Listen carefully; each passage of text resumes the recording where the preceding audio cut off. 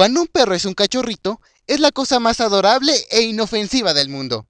Claramente no te puede hacer nada con ese tamaño, hasta que empieza a crecer y te destruye la casa. En ese caso puedes hacer dos cosas. O le enseñas que no debe destrozar la casa, o compras nuevos muebles. O simplemente lo dejas en la azotea a que se quemen y se rosticen con el sol. Pero aquí no vamos a hablar de ese tipo de torturas. Así que cuando estaba en tercero de primaria, mis papás adoptaron un perro que lo llamé Chester. Y no teníamos dinero para pagar nuevos muebles. Así que decidimos llevarlo a la Academia para Perros, que era un señor, enseñando cómo pasear a sus perros en medio de la avenida. Vamos a llamar al señor Perrero, porque así lo llamaba. Y nunca le pregunté cómo se llamaba. Así que me tocó a mí enseñar y educar a mi perro. No era difícil. Nos ponían en una clase con varias personas y nos enseñaban cosas como que camine junto a ti, que se siente cuando vayas a cruzar la calle, que brinque la tablita y que se haga el muertito. Ahora, el señor Perrero era un tipo súper rudo. Solo era llegar a la clase el sábado y que él dijera algo como, muy bien, hagámoslo, que el entrenamiento no es solo para los perros. Por alguna razón, Chester y yo éramos uno de los mejores de la gran clase de 5 personas. Así que supongo que la mayoría deja a sus perros en la azotea. Junto con la hija del señor Perrero, que era 2 años menor que yo. Y se veía muy chistosa viendo cómo entrenaba a un perro como medio metro más grande que ella. También fue la primera niña que me mordió. Y todavía tengo la cicatriz. Así que un día el señor Perrero se nos acercó y nos dijo, muy bien, niños. ¿Quién de ustedes quiere convertirse en un maestro Pokémon? Ok. Déjenles explico para quien no lo entienda. En México hay una organización que se encarga de hacer un concurso de obediencia para perros. Para poder entrar, primero necesitas un perro. Buena suerte con él. Después lo entrenas a que esté junto a ti cuando camina, que se siente cuando vayas a cruzar la calle, que se agüeste, que haga algunos otros trucos, que te dé la patita y que se haga el muertito. Y cuando han aprendido estos movimientos, entonces vas al campeonato regional. El campeonato se divide en 3 rondas, cada una más difícil que la anterior, en donde vas a competir con otros entrenadores, en donde solo puede quedar un vencedor. Y ese vencedor debes de ser tú. Si logras pasar estas pruebas y obtienes las 3 medallas, entonces podrás enfrentarte a los jueces y luego al campeón, para volverte el mejor. Mejor que nadie más. Y en ese momento al pequeño Richie le gustó la idea. Así que aparte de las clases normales, tuvimos que aprendernos los ejercicios de campeonato, que sería más o menos en 6 meses. 6 meses para entrenar y estar bien mamey. El truco que más recuerdo era sentado a punta de correa. Tu perro se queda sentado y tú te paras al otro lado de la correa. Era fácil y era muy útil cuando ibas a la tiendita. En fin, los 6 meses pasaron, pero solo nos habíamos aprendido como la mitad de los ejercicios. Y el señor Perrero dijo, muy bien, con que se sepan los básicos es suficiente. Pero todavía nos faltan muchos por aprender. Bueno, si quieres nos volvemos a esperar otro año y recorrer toda la ciudad otra vez. Ok, olvídalo, ya estamos aquí. Este evento fue en un lugar al otro lado de la ciudad, en un parque que parecía kermés. Y nos dieron un papelito con nuestro número de participante. Pero cuando tú escuchas las palabras sábado, parque y perros, te imaginas algo completamente diferente a lo que en realidad fue. Mis papás y yo creíamos que iba a ser algo así como un día de campo. Incluso llevamos un balón de fútbol para jugar después de la competencia, pero no era nada como lo imaginábamos. Todos los que estaban allí eran entrenadores de perros profesionales. Sé que suena obvio decir que fueran profesionales, pero no creí que fueran tan profesionales. Nuestra mesita toda humilde con papas y refresco no se comparaba a las tiendas de campaña que todos los demás pusieron. Y sus perros estaban tan grandes que parecía que les daban de comer otros perros, excepto por los del concurso de belleza. Esos perros hasta comen mejor que yo.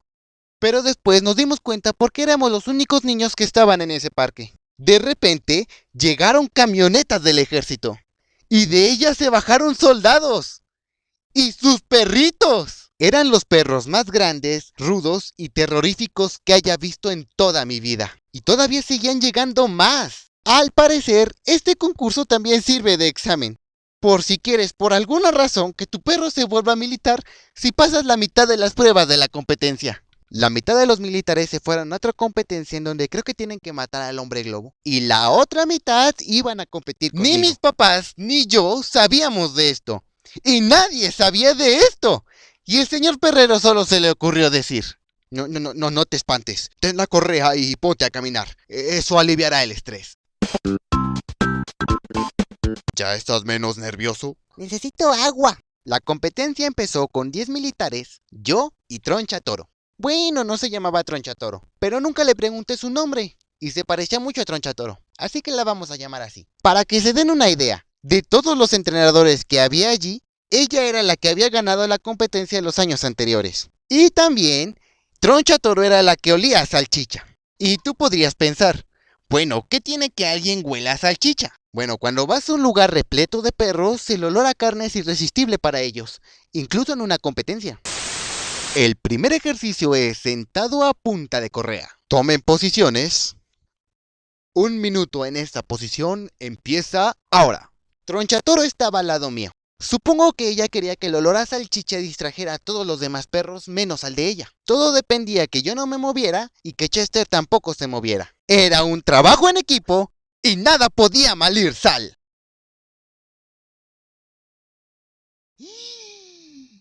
¡Ay, no! Al parecer, caminar como 5 kilómetros hace que te canses y que te quieras dormir.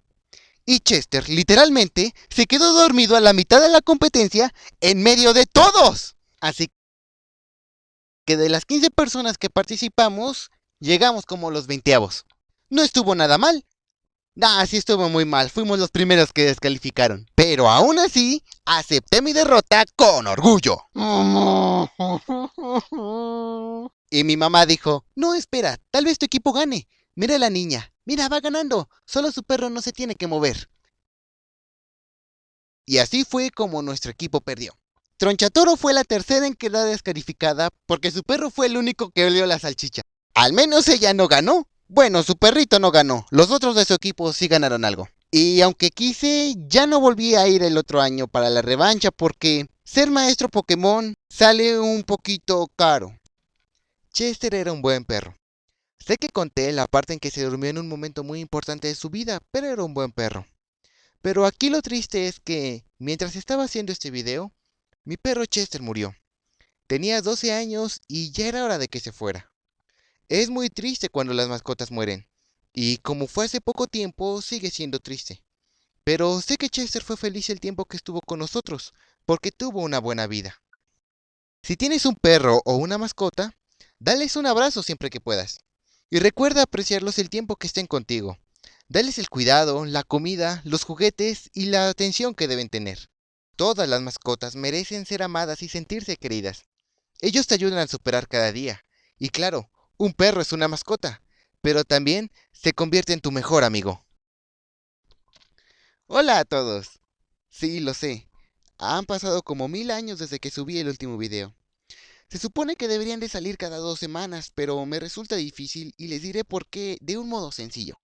¿Ustedes se acuerdan cómo hacían las películas animadas antes?